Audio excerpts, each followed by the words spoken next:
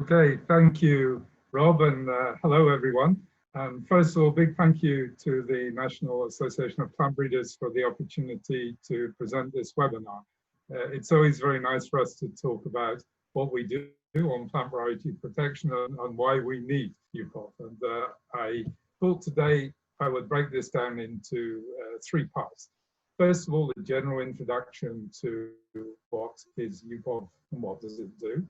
This will be the longer section that will take around 20 minutes. So I'm going to break around halfway through that section for a question and answer. And I'll also pause at the end of the section for a full question and answer session. And then at the end, we'll have two short sections. First on how to apply for plant variety protection, and then finally on UPOV training courses, and then more opportunities for questions at the end of that. So I look forward to hearing any questions that you may have. But first of all, what is UPOV and what we do? Well, I think our mission statement sums it up quite nicely, because it explains that our aim is to provide an effective system of plant variety protection, the aim of which is to encourage the development of new varieties of plant breeding for the benefit of society. Now, sometimes we're asked the question, well, how do new plant varieties benefit society? And this was a question we raised at the seminar 2 or 3 years ago, and we asked the participants to put down what they thought new improved varieties contributed to society. And this is what they came up with. They identified 5 pillars, really. The first one was that new plant varieties are a very effective means of technology transfer, of getting technology into the hands of farmers in a way that they can use it. But of course, if you look more widely, I think it's important to realize that new improved varieties are absolutely crucial for food security. There are means of ensuring a good quality food supply at affordable prices. And at the same time, that food supply needs to be provided on an environmentally sustainable basis. And new plant varieties are really a very environmentally sustainable way of improving yields through using, for example, less inputs and achieving, nevertheless, yield increases. Hi, Peter. Sorry to interrupt you there. The sound is cutting in and out a little bit. If I just want to make sure that all the participants, I don't think anybody can actually speak because I control that, but I want to make sure that all the participants are muted, and maybe if you could stay close to your mic, Peter, that might help out. It's just cutting in and out a little bit. Okay, all right. Okay, so if there's a problem, maybe I'll switch to microphone, so please just let me know if the problem continues. Okay. So the final pillar that they identified in relation to the benefits of new plant varieties was in terms of economic development. And it was pointed out that new plant varieties are very important means of agriculture, providing good export potential, international competitiveness, and also a very important means of providing employment in the rural sector, and not just in the typical agricultural crops, but also in ornamentals and fruit. These provide livelihoods for many, many people around the world. And so these were the elements that they identified as really constituting the society. And so UPOV's role is really to benefit society through encouraging the development of new varieties of plants. And sometimes it's assumed that the UPOV system is really aimed at the major agricultural crops only. But in fact, the UPOV system is designed to encourage plant breeding in a huge diversity of species. And in fact, we see that the UPOV system has been responsible for applications in more than 3,600 plant species. So enormous diversity in plant breeding. So, sorry, Peter, if I can interrupt again, I greatly apologize. Your sound is kind of coming in and out.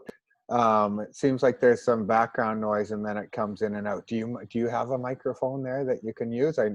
Oh, maybe. Yeah, I'll maybe put this in. Okay. Let's see if that will. I'll just need to probably stop sharing a moment and then hold on. Let's see. Okay. Oh yeah. apologize. We had done a test yesterday and all was working great. We did not have this coming in and out. Is that? Yes, I think that is much better. Okay.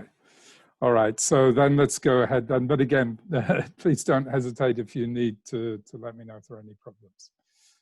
Okay. Should I start again, or is it okay to proceed from this point? Maybe if you do want to back up, Peter, your sound is excellent now. And there was numerous comments that people were missing what you were saying. So I apologize for that. Okay. Well, if you don't mind, let's make a restart. Okay. Okay. Well, let's do that. I think that'll be beneficial for everyone. Okay.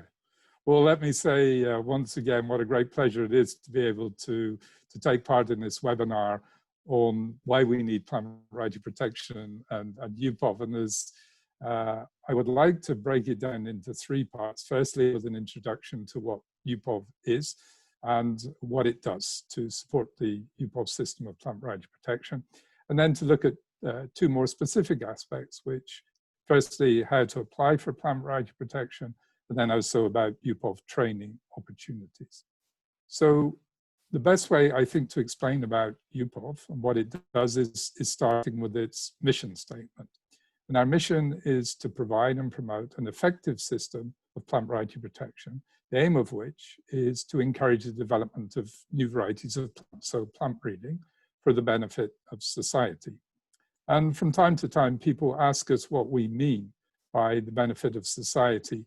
And we set a challenge to some participants in a seminar a few years ago to set down what they saw as being the contribution of new plant varieties to society. And they identified five key pillars. The first pillar was that new plant varieties are an extremely effective means of technology transfer, of getting technology in the hands of farmers in a way that they can use it immediately.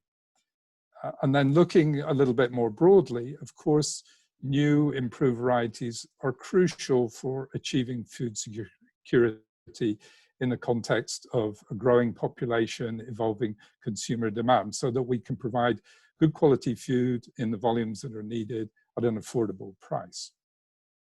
And that has to be done in the context of environmental sustainability. And new plant varieties are an extremely sustainable way of increasing production through, for example, using less inputs than would otherwise be necessary.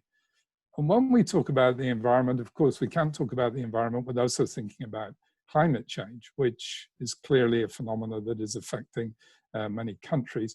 And new plant varieties will be key in ensuring that agriculture is able to have crops that are adapted to the new climate in which they're growing.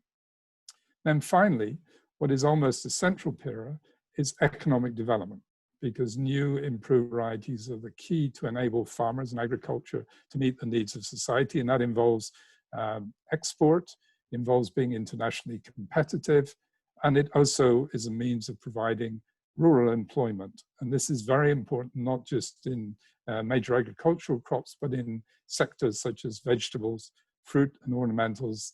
They provide millions of people with employment worldwide. So we feel these are very important pillars that benefit society. Now, the aim of mission, the mission of UPOV is to encourage the development of new varieties of plants, therefore to benefit society. And it's very important to understand that the UPOV system doesn't just work on the selected number of crops. It's a system that encourages breeding in a whole range of plant genera and species. And in fact, there are more than 3,600 plant genera and species for which breeders have used the UPOV system. They've made applications for this huge number of genera and species. So there really is enormous diversity supported by the UPOV system. Now, how do we encourage plant breeding? And this is really at the heart of what UPOV does, which is to provide a system of plant variety protection. What that means is the UPOV members grant to breeders a plant breeder's right, which means that they can control the commercialization of their variety, they control what happens with their variety. And for example, that means that they're able to recover an investment on the breeding that they do, which obviously takes many, many years to develop a final new variety.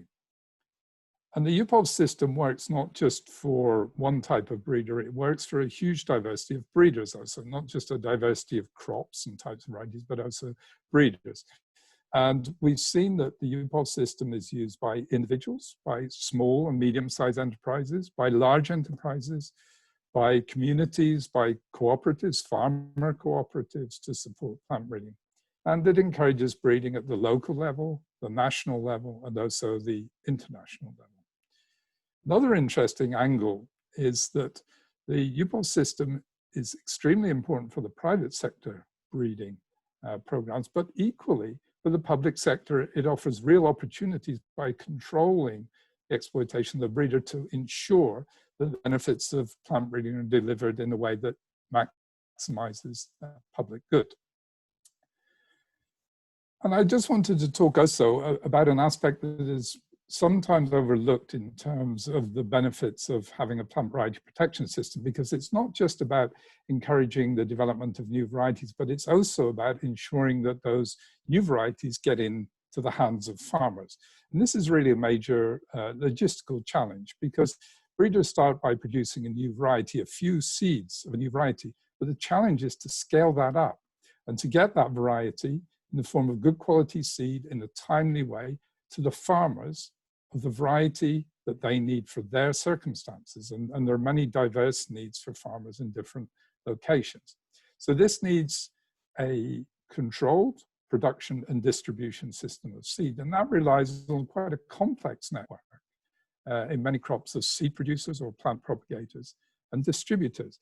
Now, for companies to invest in producing seed, they need to be sure that they're going to be able to have a viable long-term business. And plant breeders' rights licenses are really key to supporting the development of the seed sector. And we've seen that in a number of countries, that without plant breeders' rights, it's very difficult for a professional seed system to evolve. Now, this works in two ways, because first of all, it's this system that ensures that farmers get the varieties they need, they get good quality seed at the right time. But at the same time, it's this network that feeds information back to breeders about the types of varieties that farmers really need. And this data is really essential to ensure that breeding is going in the right direction. So just to look at which countries around the world are UPOV members, this is a map showing the territories of UPOV members shown in green. So we have 76 members in UPOV at the moment, and that covers 95 countries worldwide, because 2 of our members are intergovernmental organizations, the European Union, and also the African Intellectual Property Organization. The areas colored in dark brown on this map are countries and one organization that have initiated the procedure to become a UPOV member. And those in orange are countries and one organization that have been in contact with UPOV to get assistance in plant variety protection legislation. And a very important aspect of UPOV is that in order for a country or an organization to become a UPOV member, they must have a law in line with the UPOV Convention. And the UPOV Council, which is made up of UPOV members, has to decide after analysis that that law is indeed in line with the UPOV Council. And only if the Council decides that it is in line, that they give a positive decision, only then can a country become a UPOV member. And breeders worldwide know this, and they see UPOV membership as a very important signal that their rights will be protected in the country, and therefore gives them confidence to release their high quality germplasm into a particular country. And we can actually see that in this following graph, which is a compilation of data from the Latin American countries, which joined UPOV between the period 1994 to 2000, which many of them did. And you can look on the axis and see that it was the point at which they became a UPOV member that there was this very substantial increase in the number of applications, particularly from non-residents. And this was clearly attributable to the fact that they realized that at this point, if they released a variety into a country, it would be protected and their interests would be protected. And before that, they weren't confident to release their varieties into these countries. So that's a little bit about what the UPOV concept is about, what it is based on. And now let's look at more practically what UPOV does as an organization. And over the next few slides, I'm going to work through this, this infographic and gradually unveil the different parts of it. But I wanted to start by explaining that our work is really focused on three broad areas. First of all, harmonization. Secondly, providing resources to our plant variety protection officers and also breeders. And then thirdly, training and assistance. And the starting point of all our work, the harmonization, is very much built on compliance with the UPOV Convention, because we start from the point that all UPOV members' plant variety protection laws must be in line with the UPOV Convention, which is really the cornerstone of all our work on harmonization. We have explanatory notes to help countries in the process so that they understand what is required in order to be able to develop a law in line with the UPOV system. Another thing to mention at this time is that there are currently 2 acts of the UPOV Convention that are still have members adhered to them. The latest act of the UPOV Convention is the 1991 Act, and the vast majority of our members belong to that act, 59 out of 76. But there are also 70 members that belong to the earlier act, the 1978 Act. And so part of UPOV's work, in addition to helping countries to develop laws to become UPOV members, we're also working with these countries under the 78 Act, where they wish, to develop laws in line with the 1991 Act of the UPOV Convention. So this is a very firm basis for our work. Beyond that, we then work with plant variety protection officers to provide them with guidance on how to implement their system of plant variety protection. Now, a starting point for any plant variety protection office is to receive applications.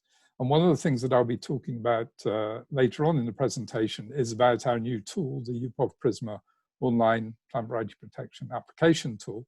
And I'll speak about that in more details, but that's a particular area that in UPOV we provide support to PVP officers and also to breeders. Let me just go on now to talk about the substantial work of the plant variety protection officers. And the substantial part is really examining new varieties to see whether they meet the requirements for protection. And these are, the variety must be novel, it must be distinct, uniform and stable, or DUS. It must have a suitable name or variety denomination, and it must meet all the formalities and fee requirements for the Plant Variety Protection Office concerned. And so UPOV is very much engaged in providing guidance and assistance in this area, starting first with variety denominations and novelty. We have explanatory notes which help PVP officers to understand what is meant by the text of the convention and how to implement that at the national level. And more practically, we have the Pluto database, which comprises data from many of our UPOV members. Now, the idea, one of the key ideas behind this database is to assist plant variety protection officers and also breeders to assess whether a proposed denomination is acceptable or not. So denominations for a particular variety class must be different from any other existing denomination. So let's take, for example, here, we're doing a denomination search to check for a denomination of rose. We use the UPOV code because this overcomes problems of botanical synonyms. And we're checking here to see whether the name variety alpha would be acceptable as a denomination. We're using a similarity factor that has been developed by the CPVO. When we run this, we'll see, for example, running it against the data of UPOV members, that you'll see that there is an exact match for a variety of rose already with a denomination alpha, which has been granted in one of the UPOV members. So this would not be an acceptable denomination. So this is the kind of resource that is available to PVP officers and also available to breeders, so that when they're considering or putting forward an application, they have the opportunity to test the denomination to know whether it's likely to be accepted or not by Plant Variety Protection Office. Now, the next part that I'm going to go on to is to talk about the examination of distinctness, uniformity, and stability. And I'm going to just pause there just to see if there are any questions on the part of the presentation that I've given so far before we delve into what is quite a very technical area, which is distinctness, uniformity, and stability. So Rob, if there are any questions, I'm happy to take those, and if not, I can carry on. Thank you, Peter. At the moment, we haven't had any questions in the chat box. Again, I'm just, if you missed the beginning, please write your questions, any that you have for Peter throughout the talk, in the chat box. If you don't have it open, open it up. I've written a few comments in there, so please follow along there. So no questions at the moment. However, can I ask Peter, what are some of the reasons that if, like I enjoyed seeing your maps, and what are some reasons that countries have maybe not joined UPOV to this point and or upgraded to the 1991 Act? That's a very good question. And I think there are, for a number of countries, they wonder whether really they will see benefits for their countries. I think that's the honest answer as to whether this is really going to deliver benefits. And that's why, I'll mention it a little bit later on, but one of the things that we've done in recent years is to make sure that we can provide information, quantify the benefits of what countries will see if they join UPOV, instead of taking it, assuming that they're going to see benefits, to actually demonstrate from countries that are similar to their own situation. For example, there was a study done in Vietnam to really quantify the impact of UPOV membership for countries. It was quite remarkable, the impact that it had in Vietnam. It was calculated that joining UPOV had contributed around $5 billion a year annually to Vietnam's gross domestic product. And I think in the past, we didn't have that kind of information to point to. And so then oftentimes dealing with intellectual property rights in the field of agriculture raises a number of concerns. And if the evidence is not there to demonstrate there's real benefit, then there's a real reluctance to take on that challenge and to go down the route of exploring how they're going to benefit. Okay, I've had a few more questions come up here, and so I'll go through those. I appreciate that first answer, Peter. Lisa Coffey has asked, where can breeders get access to UPOV Pluto database?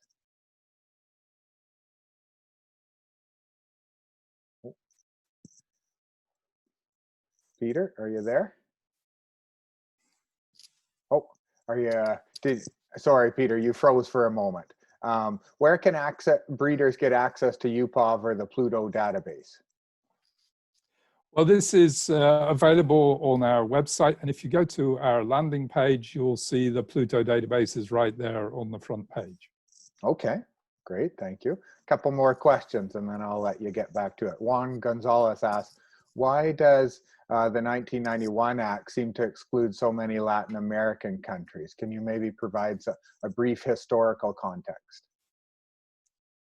Okay, well, these countries, most of them joined, as I mentioned earlier on, in the 1990s at one time.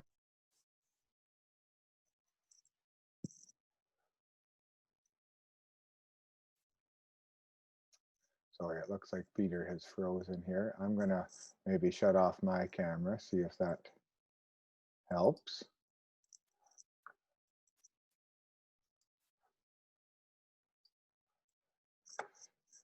Bear with us here. Peter is in Geneva and we ran a test yesterday. The test was very successful, and this morning we did not run into these issues at all, unfortunately. Oh, hi Peter. Hi, sorry. Sorry, you froze on those ones. Maybe while we're doing the question and answer, I'll keep my camera off and maybe we'll stop sharing your screen and just see if that helps a little bit. So okay. I had just asked the question about the 1991 Act and the Latin American context in a brief historical context. Okay, sorry, the sound is still breaking up a little. I hope that you can hear me okay. We can hear you well. Okay, great. Okay, thank you. Yes, so I think there are the countries in Latin America joined many of them in the 1990s, and they have a system that they believe is working well for them at the moment. And I think for them to move to the 1991 Act, they need to be sure that it's going to be in their interest to do so. And they need to be able to be sure that the benefits of moving to the 1991 Act will be sufficient to offset any concerns. And I think there are concerns about the fact that under the 1991 Act, the royalties can be collected on farm-safe seed. And I think for some in Latin America, this is one of the things that they have concerns about. And also there's some issues to do with the exercise of the right in relation to harvested material. And so it's important for them to be able to see that they're really going to benefit economically from moving to the 1991 Act. I'm sure they will, but I think as with countries joining UPOV, we have to be able to demonstrate that they really will see the benefits. And I think there are great examples in Canada. One of the things that we did recently was to take some of these Latin American countries' representatives to Canada to see what happened there when Canada moved to the 1991 Act, the investment that came into Canada from plant breeding as a result of that, decisions by companies to set up plant breeding programs that wasn't feasible under the previous regime. And I think that's the kind of information that we need to spread in Latin America to really see that this will have an economic impact on them, a real economic benefit if they move to the 1991 Act. Okay, perfect, Peter. Couple more questions, if that still works for you. Okay, David Bubeck asks, what would be substantial criteria that would cause UPOV to revise the 91 Act? So examples being consideration for technology changes to plant breeding, like genome editing, political changes globally, other circumstances changing. What would cause that potential revision? Okay, a good question. And from time to time, people say, well, when is UPOV going to revise the convention? And I think the answer to that is when really I think the UPOV members see that there's a need to. There are a number of areas in the UPOV convention where there is, shall I say, flexibility or scope to respond. And I think the 1991 Act was extremely visionary. It was developed in the context of the development of genetic modification.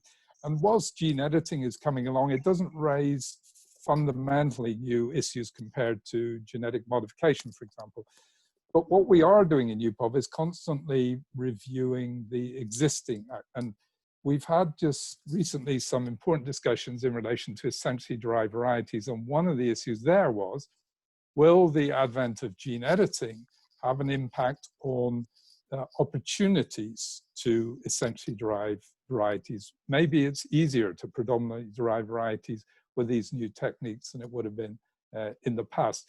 And so we're in the middle of a revision of our guidance on EDV, very much in mind with ensuring that the UPOV system is still fit for purpose. And that's an extremely important discussion. I think we had a clear message at the seminar that we had last year from the breeders that the current guidance that we have really doesn't reflect how breeders interpret this provision at the moment. And we perhaps need to realign ourselves to make sure that it's protecting breeders' interest, investment in long-term breeding to ensure that the convention is really serving its purpose. Okay, thank you, Peter. One last quick question here, I think. David Mize asked, what if a proposed name is confusing? Like, for example, the example they listed, Jonathan versus Jonathan's just spelt in different ways. What happens in that case? Okay, well, if there's likely to be confusion concerning the identity of the breeder, then the denomination will be accepted. Of course, there are always gray lines on this, and we're currently revising the explanatory notes on variety denominations to try and get as much clarity as possible. There will always be borderline cases, but I think where it's Jonathan with an O and Jonathan with an A, that will be rejected in all cases being too similar to an existing denomination. That wouldn't be accepted. And very interesting discussions on denominations, because always there are very interesting cases and cases we hadn't thought of. But it's really important that we, one of the principles of the UPOV Convention is that throughout UPOV there should be one denomination for a variety. We don't always manage that. that there is a real emphasis to try and ensure that all UPOV members use the same denomination. And that is only possible if all UPOV members apply the same rules. And so that's one of the reasons we're revising the explanatory notes, is try and get closer with the way in which it's interpreted around the globe. Excellent. Thank you, Peter. I'll just remind all attendees, please keep the questions coming in the chat box, and we're going to have a break in a few more minutes, and we can go through those then. So keep the questions coming. This is an excellent opportunity, I think, for all of us in our association to ask Peter these questions. And with that, I will pass it back to Peter to continue. Okay, Rob, can you see my question mark on the screen? Yes, we can. Okay, good. That means we're back on that. Okay, so now moving on to the next element of what UPOV works on, which is guidance on the examination of distinctness, uniformity, and stability, really a core part of the UPOV system. Now, here, a major part of UPOV's efforts goes into developing guidance for examining particular crops, particular species. So, for example, we have a test guideline so that UPOV members examine varieties of maize using the same characteristics, for example. And we have now well over 300 of these crop-specific test guidelines. And UPOV is continuing to develop new test guidelines and also to revise the existing ones as developments take place in breeding.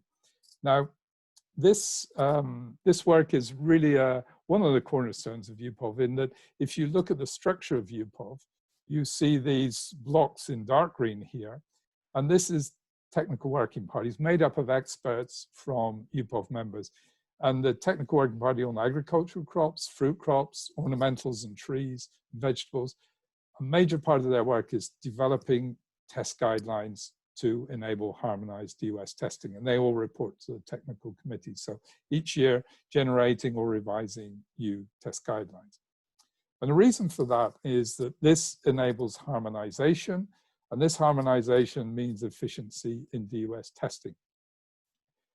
Probably the greatest challenge for any PVP office is to conduct a DUS examination, because this is a field trial potentially involving hundreds of varieties. So it's very expensive, very time consuming. And there are opportunities to do that efficiently. It's possible that a UPOV member can decide for the PVP office to do all the DUS tests of all new varieties itself. However, there are other options exist. So it's possible for the DUS test to be done by someone other than the receiving PVP office. And all these possible cooperation arrangements are included in our another resource, the Genie database.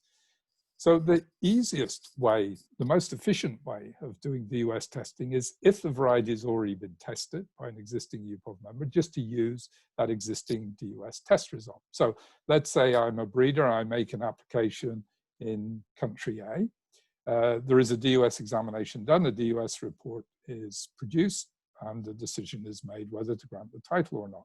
Now, if I make an application later in another country, of course, the DUS examination could be done again. But on the other hand, if there is already a DUS report from an existing UPOV member using an existing UPOV test guideline, then that member can use that DUS report on which to base its decision and to grant the title. And that can be done multiple times. And many times, DUS test reports are used by several UPOV members.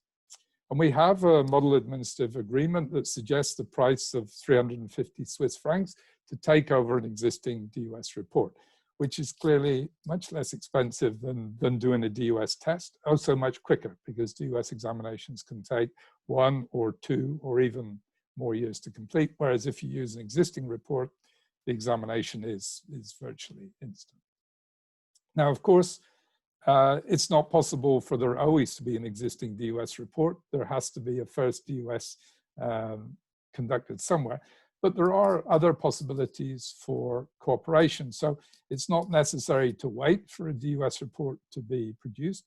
There can be agreements for cooperation. And we encourage UPOV members, so here we have 3 UPOV members, and we encourage them to say, okay, we'll have an agreement so that if any of you receive an application for a variety of a particular species, that you agree for efficiency purposes that there will be one DOS examination done, and that DOS report will be used by the other two UPOV members. This is what we call a typical example of cooperation, very efficient for the breeders and also very efficient for the PVP officers. But it's a matter for each UPOV member to decide with whom they cooperate and whether they cooperate.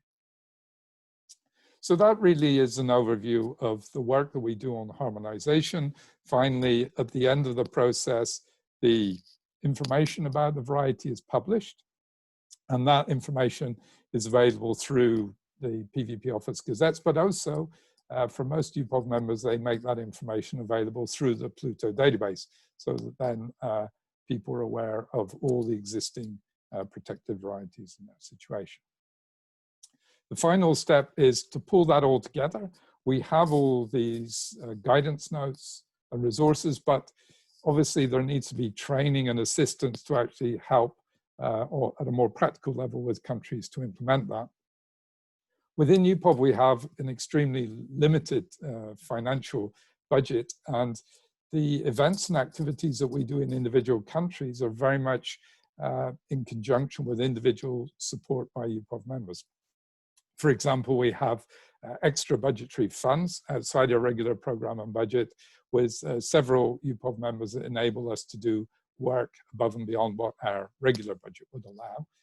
But the one core area where our regular program budget does provide support is for our distance learning courses. And this is a very efficient way of providing training. And this is the other aspect that I will talk about later on in more detail.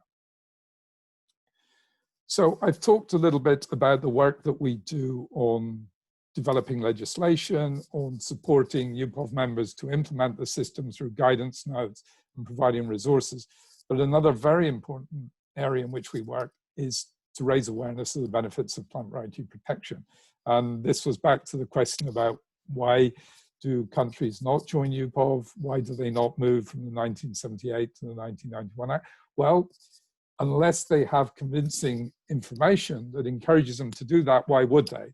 And so we put quite some effort in trying to make relevant information to support countries in their decision making. So if you go to our webpage, and by the way, here, this is our webpage, and there you can see the Pluto database that you were asking about earlier. But you can also see here a link to our benefits of UPOV. And here we have a collection of some interesting videos, cases demonstrating particular aspects of the UPOV system, and also some publications. And I mentioned earlier on about the study conducted in Vietnam, and that's the one at the front here, the HFFA research, which quantified the benefits of UPOV membership in Vietnam. So this is a very important part of our work, also alongside the practical guidance that we do. And of course, to try and raise awareness, we are, last year we launched accounts on Twitter. We're very attached to the new plant varieties hashtag. We have two accounts. We have the official UPOV account at UPOVint. I also have my own social, or my own Twitter account at PSG UPOV. We're on LinkedIn now.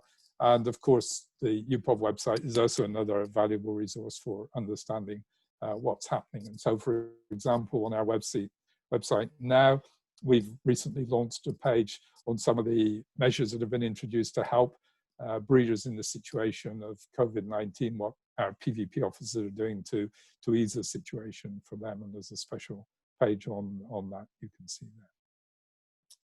So that's really a quick overview of what we're aiming to achieve in UPOV and what we do to try to support that. And as I promised, I pause there for a few more questions and answers if anyone has anything they would like to explore further. Thank you, Peter. I've got a couple questions here. From Anne-Marie Throws, some public programs release new varieties using licenses only without PVP. What are the pros and cons of this approach? Okay, hi Anne-Marie. Sorry I can't see you in person, but thanks for the question. Well, we always say that plant breeders' rights are the ideal legal basis for licenses, because the plant breeders' rights governs everyone, not just parties to a contract. And if you rely on a contract and material goes outside the bounds of that contract, then it's not enforceable. Whereas a plant breeder's right governs anyone. And if they don't have the authorization of the breeder to do something, then the breeder has recourse to do something about it. Whereas if it's a contract and that person is not a party to that contract, then there can be limitations. So we would say the two things are complementary: have plant breeders' rights and have licenses to implement those plant breeders' rights. Thank you. Yeah, I opened up Anne-Marie's audio. You're good with that, Anne-Marie? Yes, and I would just say that was a good explanation. Thank you. Okay, thank you. Another question here from Doug Miller.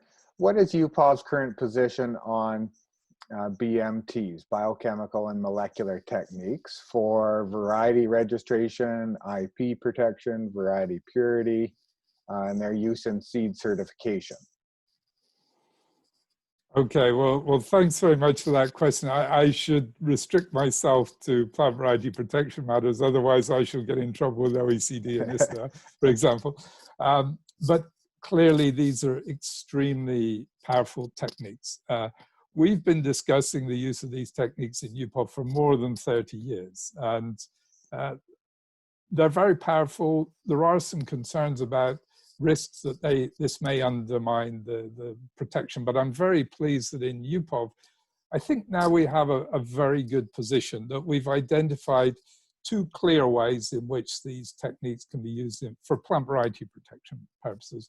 One is in a very straightforward way, which is to say, well, you can use these techniques if you have, for example, a marker for an existing characteristic. Then you can examine that characteristic by looking for the presence of a marker, as long as it's a reliable marker. It's a much more efficient way, for example, to do a disease resistance characteristic, to look for a marker than to have to do the bioassay. So that's one way in which UPOV endorses the use of molecular markers. That works in certain cases, but it perhaps is somewhat restricted in really helping on the DUS examination to a few characteristics. So the other way in which it can be used is really to manage the efficiency of the DUS examination as a whole. And the biggest problem with DUS trialing is comparing a new candidate with all the other existing varieties, because there can be hundreds or thousands. And if you have to plant all those candidates in the same trial, the existing varieties in the candidate, that's an enormous expense in terms of time, resources. And what UPOV members have now agreed is that you can use DNA profiling to screen varieties to make sure that this is as efficient as possible. This started in France with what Chavez were doing on screening parent lines in maize to reduce down the number of comparisons that needed to be done in the trial. There's a very interesting new example that's been developed by the Netherlands on French bean, where now what they do is when they receive an application, they do a DNA profile. And when they compare that DNA profile with existing varieties, they look at whether there are any similar DNA profiles. If there are similar DNA profiles, they will compare those varieties in the growing trial. But if the DNA profiles are not similar, they don't. The point is, though, that at the end of the first growing year, they have a very accurate description of the characteristics of the variety, and then they'll do a double check against their database of physical morphological descriptions to make sure they didn't miss anything the first time around. If they missed something, they will include additional varieties in the second growing cycle, but it drastically reduces the amount of varieties that need to be compared in the first growing cycle. So this really reduces the cost down, but at the same time preserves the basis of DUS testing to be based on phenotypic characteristics rather than just the DNA profile. And I think breeders are quite happy with the direction that it's going. It provides efficiency, but it doesn't run risk that it will allow varieties to be protected on the basis of a DNA profile that doesn't result in any phenotypic differences. Great, thank you, Peter. I've got a couple more questions, but I'll maybe let you continue and maybe save a few of them till the next question period, just in the essence of time. I apologize, everyone, that we had a few technical issues, so I want to keep everyone on schedule. Okay. Okay, thanks, Rob. So now what I can maybe do is to go on to two specific areas. The first one is how to apply for plant variety protection. So just reminding ourselves that these are all the UPOV members in green here. There are 76 UPOV members covering 95 countries. So how do you obtain protection? Well, if you want to obtain protection for your variety in all UPOV members, you have to apply in every individual UPOV member. This is a prerequisite. There is no international filing system whereby you can apply once and you'll be protected in all the UPOV territories. That's not the case in UPOV. However, there are two important areas to clarify. First of all, there are two regional systems. There is the European Union system covering its 27 member states, run by the Community Plant Variety Rights Office based in Angers in France. And then there is the African Intellectual Property Organization, which has a regional system also covering 17 member states based in Yaoundé in Cameroon. So in those two situations, the title granted covers all the member states, their territories. So it covers 27 countries in the European Union and 17 in OAPI. But in all the other instances, it's one title, one country. Now, this is one of the things that triggered us to look at developing a tool to help breeders, because this is really a practical challenge to be able to apply for protection in all these different countries. So we developed UPOV Prisma, which is an online tool to help breeders to make applications in participating UPOV members. So the first thing is that this is an online service for making PVP applications.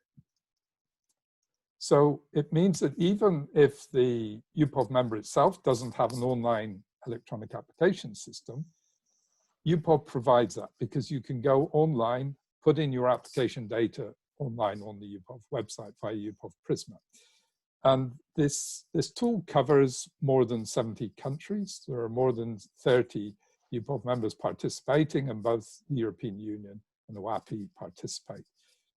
The other interesting thing about it is that normally if you have to apply for protection in a country, you have only the choice to read the application form in the language of the PVP office, whereas here, through this system, you can actually read the application forms in a range of different languages. Of course, you have to complete the form, the answers, in an acceptable language, but many of the replies are pre-populated in the UPOV Prisma. So, for example, characteristics in UPOV test guidelines are translated into a whole series of languages, so that when you complete the application form, say in English, when you do that, it will automatically populate the answers, say, in French, if you want to apply in French. Of course, there's some free text that has to be done manually. Another major advantage of the tool is that once you've made an application in one UPOV member, just by clicking to copy all the relevant data, you can transfer all the relevant data to any subsequent applications instead of having to fill that information out all over again. Some other nice features is that it will remind you when you're getting close to novelty and priority deadlines, so that you don't miss the opportunity to apply for protection through losing novelty or priority. You can also find all the application procedures for the participating UPOV members online in one place, as opposed to having to go to all the individual PVP offices. And of course, if you apply through UPOV Prisma, you'll have an overview of all your submissions made through that tool. So this was really designed to help breeders in a practical way to make applications.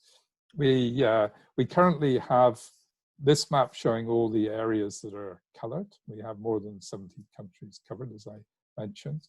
And here is a leaflet that we have developed. It tells you some of the basic information. For example, it explains that each application made using UPOV Prisma, there's 90 Swiss francs paid for the use of the tool. But of course, in addition, there is the normal PVP application fee to be paid. It also explains in this leaflet the UPOV members that participate. also explains which offer UPOV Prisma for all plant genera and species, such as OAPI, but some countries, such as Argentina, you can use UPOV Prisma, but not for all crops and species, and the information on which crops and species you can use it for detailed here.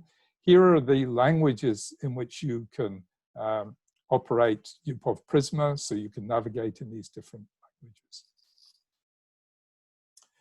This is just a slide to show how the tool is developing since we launched it in January 2017.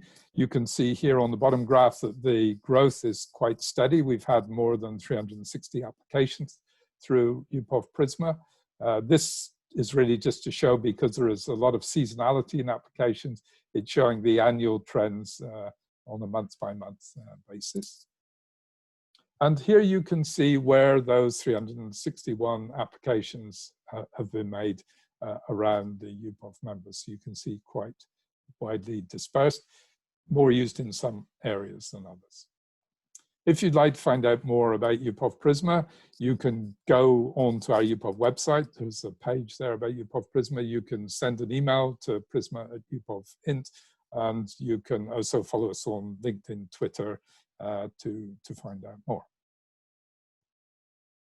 And then finally, to round up, if you really are interested to find out more, then I would encourage you to follow one of our training courses. And as I mentioned, this is a core part of our program. This is something we support through our regular program and budget, the distance learning courses.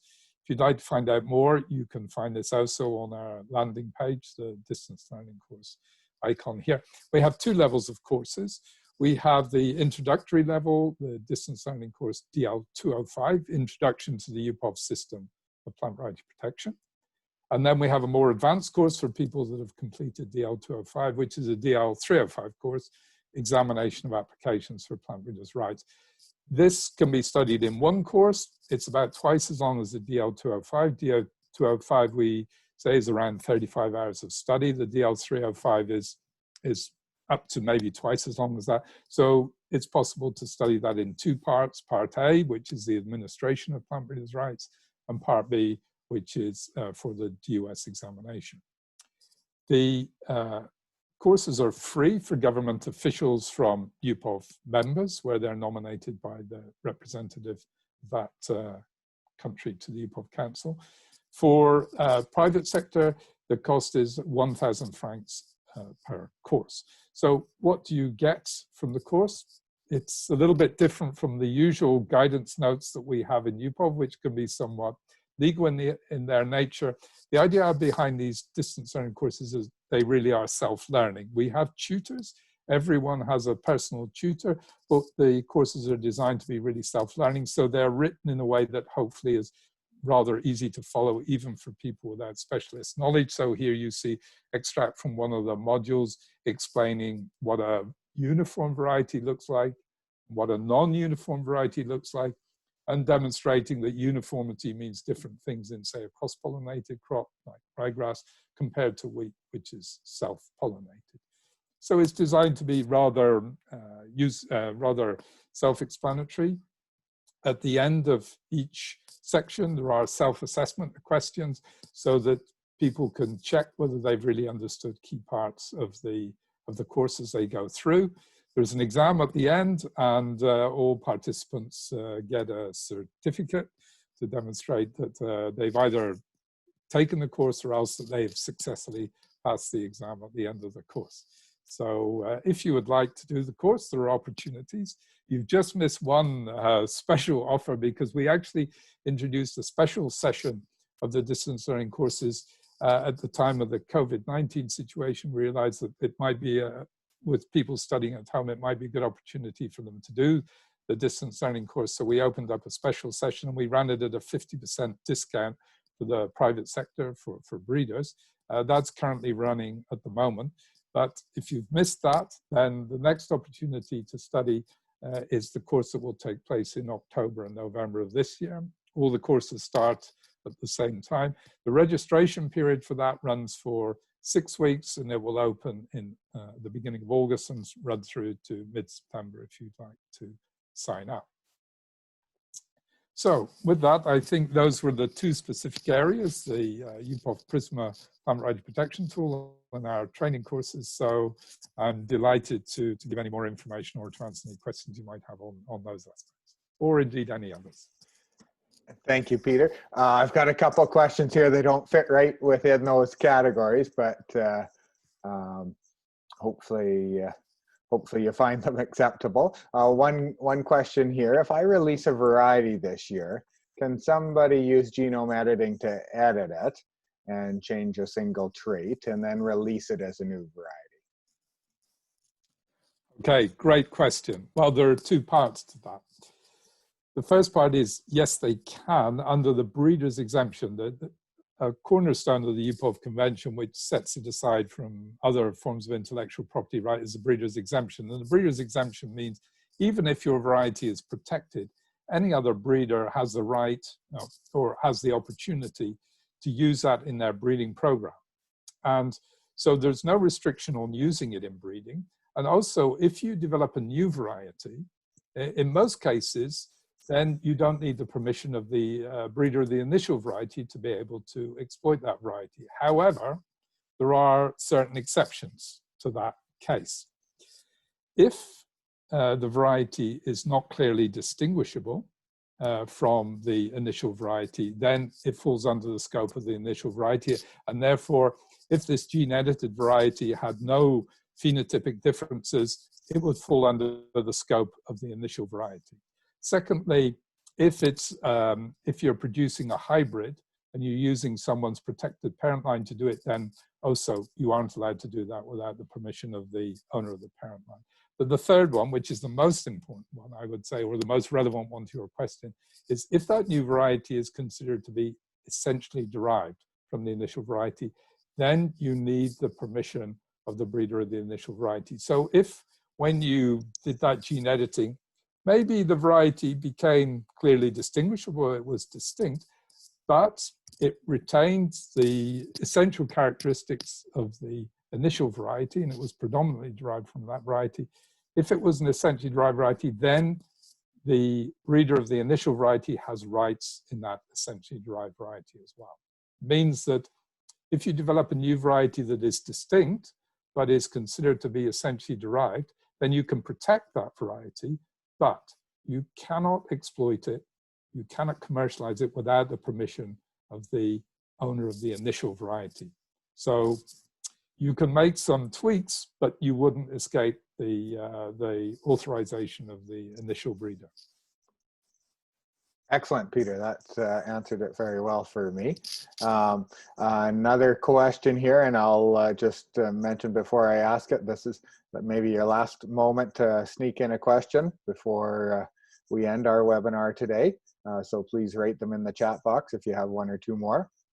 The last question that I have in the chat box is, how is PVP affected by farmers' rights as they are defined by the UN and FAO? Okay, well, these are two separate systems, I think, and the most important thing is that farmers' rights, as introduced in the international treaty, is something that is in the international treaty. And what we would say is that the UPOV system and the international treaty are intended to be mutually supportive. I think the aim of the international treaty is the conservation and use of plant genetic resources and benefit sharing. And the UPOV system, we feel, is entirely complementary to that because it encourages the use of plant genetic resources, and any breeder that uses plant genetic resources needs to do so in compliance with any treaties that govern that, whether it be the international treaty or, for example, the Convention on Biological Diversity. Now, some people have concerns that these systems are not mutually supportive and that you can't implement the two systems side by side. But I think that there's a lot of evidence that you can, and there are many, many countries that are both UPOV members and members of the international treaty, and they implement farmers' rights and they implement plant breeders' rights without any conflict between them. And it's important to understand that in the international treaty, when it talks about farmers' rights, that this is a matter for national law, and it's implemented in a way that's appropriate for national circumstances, which allows countries to take into account the need to incentivize plant breeding. And I think the reality is that I know there are also discussions about the rights that maybe farmers should have to be able to freely save seed, to sell seed, exchange seed, and so on, particularly at the smallholder level. And I think in reality, we see that there are no issues in relation to UPOV members where smallholder farmers' ability to exchange small quantities of seed and so on. There's no issue that we have ever seen that farmers are being restricted from doing this by plant breeders' rights. In the main, they're not using protected plant varieties in the first instance, but even if they were, there's no evidence that really this is an issue for plant breeders, that it's in any way seen as jeopardizing plant breeders' rights. So I think in practice, it's not a serious issue for plant breeders, for farmers, smallholder farmers, to exchange this material. And the other point to make is that each country has the possibility to implement the plant breeders' rights system and the international treaty in a way that it considers to be appropriate in its circumstances. The flexibilities are there. And we really believe that the two things are mutually supportive, and they should be implemented in a way that gets the best of both worlds. Incentives for plant breeding, but also conservation of plant genetic resources and benefit sharing where that is in line with the international treaty. Well, thank you very much, Peter. I greatly appreciate all your time. In the essence of time, I'm unfortunately going to have to round some things up here. There's just one last quick comment just about some potential career opportunities for folks with a plant breeding background within UPOV. Okay, well, the first thing I haven't mentioned is that UPOV is an extremely important organization, but a very small organization. We have only 12 staff in total. So I have to say that opportunities in UPOV are rather rare, but the UPOV system is made up of all its members. And I think if you're interested in plant variety protection, it's good to look at all the opportunities within UPOV members. There are a lot of career opportunities in plant variety protection around the world, both at the technical level, the administrative level. And it's really important that we have people with these technical skills, with this background in the UPOV system. It's increasingly difficult. You see around the world, it's difficult, people say, to find plant breeders. I think in UPOV we see it's very difficult to find people with technical background, technical knowledge that are interested in these areas. So I think I really encourage you to look for opportunities, maybe not in the UPOV. Please look. From time to time, occasions may arise, but we only have a very small number of posts, but more widely in UPOV members. It's a great, really great work, and fantastically enjoyable and rewarding. You're really benefiting society, and it's really very interesting, both at the technical level, but also at the policy level as well. So it's a great career, and I hope you find the opportunity to pursue a career in PVP. Thank you so much, Peter. Well, due to the time here, I'm going to have to end things here, but I want to thank you on behalf of the National Association of Plant Breeders and our Education Committee for making the time for this webinar. It's been very educational, and thank you again so much, Peter. Okay, thank you very much. It was a pleasure.